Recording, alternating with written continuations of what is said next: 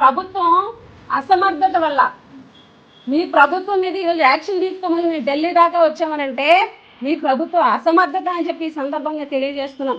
అంతేకాదు మంత్రి గారు అంటారు ఎక్స్గ్రేషియా గురించి మీడియా వాళ్ళు ప్రశ్నిస్తే ముఖ్యమంత్రి గారికి చెప్పాము, ఆయన నిర్ణయం తీసుకుంటారని చెప్తున్నారు. ఇదే మంత్రి గారు లాస్ట్ టైము ఏరియా హాస్పిటల్కి వచ్చి మాట్లాడినప్పుడు చంద్రబాబు నాయుడు గారు మా సలహాలు కూడా తీసుకుంటారు, గిరిజనులు కదా వాళ్ళ సలహాలు తీసుకోవాలి సలహాలు అయితే మీరు సలహా ఇవ్వలేదా సంజయ్ రాణి గారు అని అడుగుతున్నాం.